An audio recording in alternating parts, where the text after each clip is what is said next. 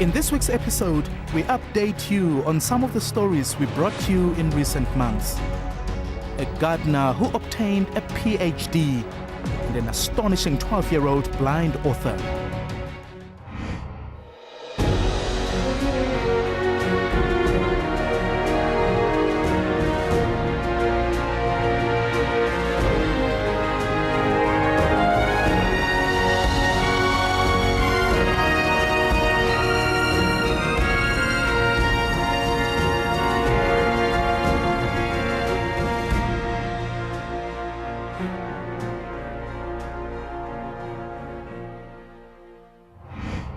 Hello and welcome.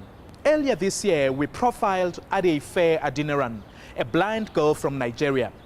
She was brought to South Africa to receive medical treatment. But at the age of 12, Adeife gave her family an amazing surprise. She wrote an award-winning book that captivated African presidents. Weeks after the little girl appeared on the show, she went on to do even bigger things.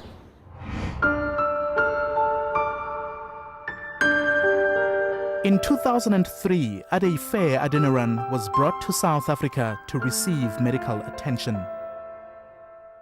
She had been diagnosed with the eye disease glaucoma back home in Nigeria, but doctors there could do nothing more to help her.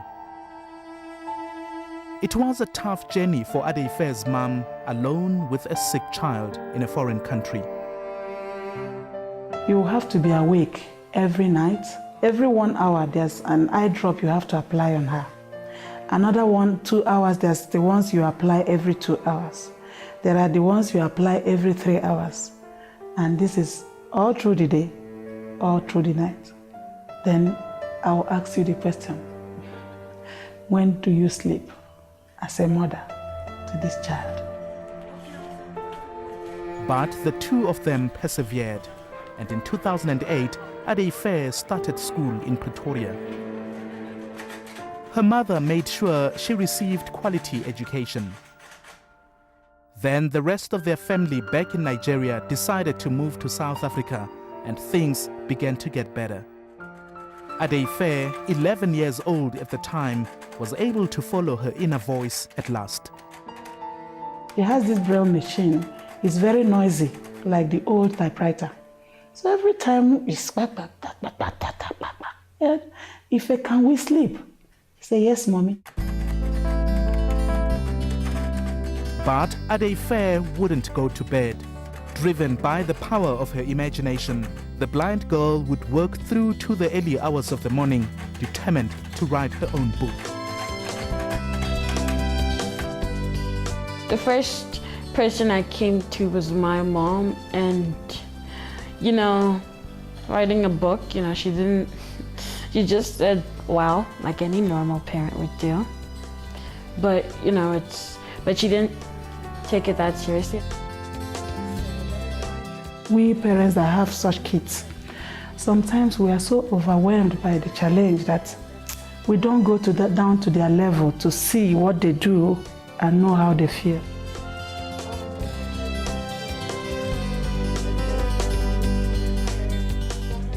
What inspired me to write the book was that I wanted to prove that disabled people could do something for themselves and that we're not a write-off, and we also have a voice, no matter what anyone says. And I also wanted the disabled people to stand up for themselves. She then transcribed her book to cater for sighted people. I said to my sister that I would read the book to her. I would read sentence to sentence, and then she'd type it out on the computer so that it would get published, and we used to do it every day. After 5 months, Adeife's book was ready to hit the shelves. It was first published in the UK and launched here in South Africa in 2012, capturing the nation's imagination. Meeting the president, yes. Hugging the president and shaking hands with the president. That was the best part.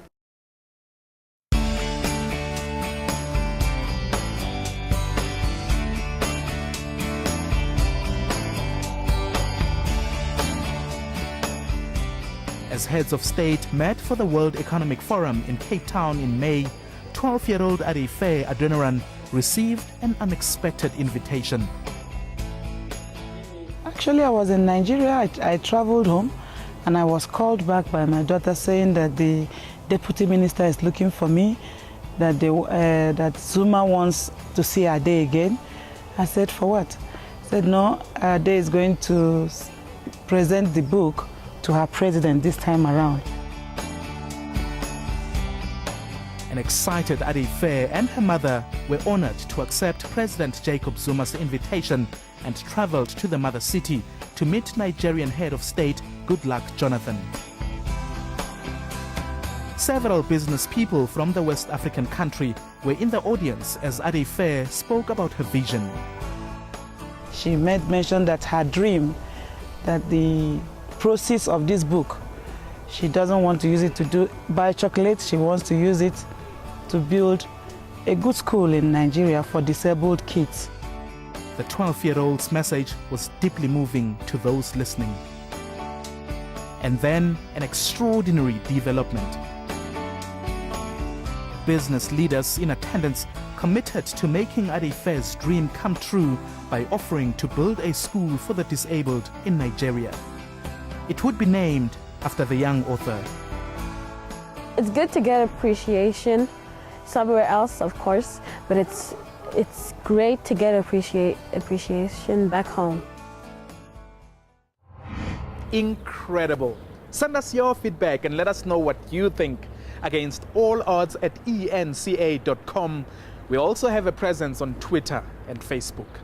Still to come, a gardener who obtained a PhD. We find out what he's been up to.